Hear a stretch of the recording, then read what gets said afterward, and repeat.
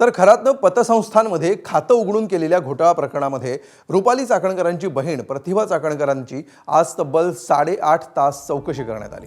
शिर्डी पोलिसांकडून प्रतिभा चाकणकरांना चौकशीसाठी बोलवण्यात आलं होतं। पोलिसांनी आज प्रतिभा चाकणकर आणि मुलगा तन्मय चाकणकर यांचा जबाब नोंदवला। प्रतिभा चाकणकर आणि कुटुंबियांच्या नावे समता पतसंस्थेमध्ये 4 खाती आहेत। या खात्यांमध्ये अशोक खरातच नॉमिनी आहे।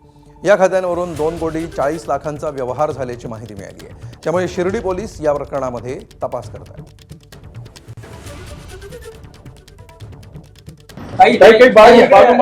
कागदपत्रांचा तुमचा दुरुपयोग झालेला आहे। तुमचे जे खातं आहे ते बनावट आहे। आपल्या तिथे सह्या नाही आहेत, एकही रुपयाची आपण उलाढाल केलेली नाही। त्या ठिकाणी संपूर्ण प्रकरण पाहिल्यानंतर त्यांनी असं सांगितलं की समता पतसंस्थेमध्ये आम्ही कधीही गेलेलो नव्हतो। आमचं त्या ठिकाणी जाण्याचं काहीही कारण नाही। सर्व प्रकरण पाहिल्यानंतर त्या ठिकाणी त्यांचा पत्ता चुकीचा आढळून आला। त्याचबरोबर या ठिकाणी नॉमिनी अशोक खरातनी स्वतःचा आहे, फोन नंबरसुद्धा त्याचा आहे। हे सर्व सिद्ध झाल्यानंतर त्या ठिकाणी अनेक सह्यांचे नमुने प्रतिभा चाकणकर व तन्मय चाकणकर यांनी त्या ठिकाणी पोलिसांना दिले।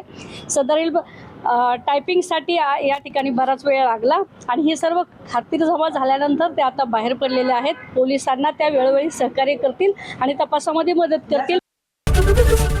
एबीपी माझा, उघडा डोळे बघा नीट।